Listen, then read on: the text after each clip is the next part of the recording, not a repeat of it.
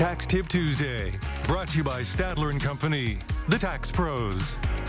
It is Tax Tip Tuesday, and our tax tip lady is on the couch. Lori is with us. Hi, how are you? Good, how are you? Good. You know, we continue to tackle topics on Tuesdays that impact a lot of people.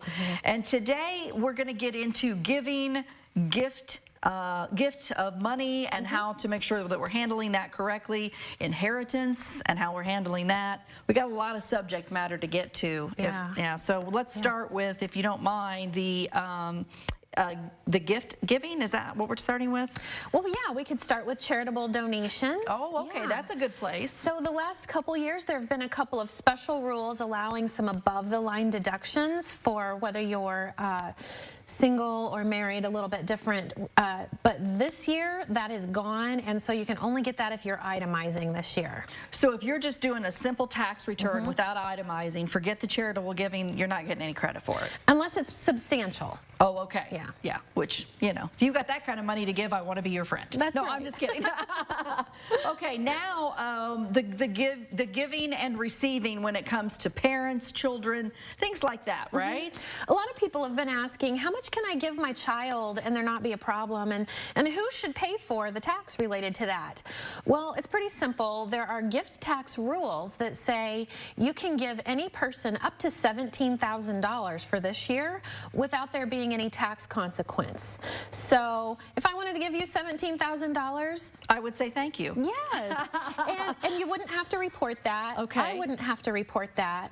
Now, if I wanted to give you more than that, let's say I wanted to give you $50,000, the amount over $17,000, I would need to report on a special gift tax return. Okay. There's no tax related to it, but it does play in when you pass away, potentially, when you look at the inheritance rules. And those inheritance rules are ones that a lot of people start thinking about as their parents get older, as they start aging, and they start gifting to the grandchildren and the children.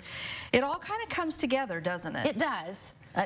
Yeah, because I think we're all at that, at least for me, my age group, people start thinking about how are we going to handle this inherited property, right? And how does that work? Well, there's a couple of things. First of all, when property is inherited, there's something special called a stepped-up basis, and that means that whatever the value was when you pass away, that's what you're going to deduct from what you sell it for to say here's what's taxable.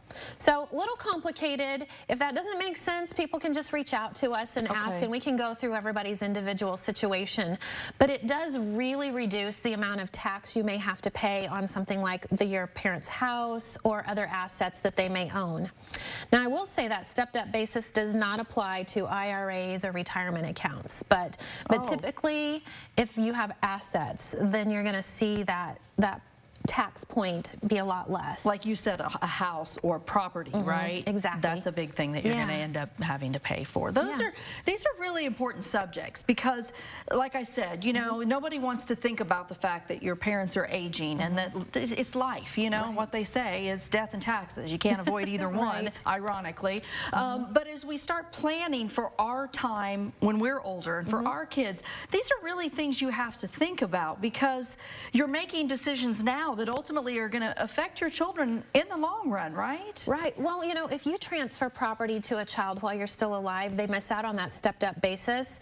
And if they sell an asset like that, it's potential that they're going to pay a lot more tax than they would have needed to. Wow. So there's a lot to think about. These are the reasons why you all exist, quite frankly. It is. Now is the time where you're doing the tax returns and you're talking about the last year and you're kind of in a hurry and you want your money back. But these are the kinds of questions I feel like, Lori, that people should be asking in June and July. Right. Because your services are not just now.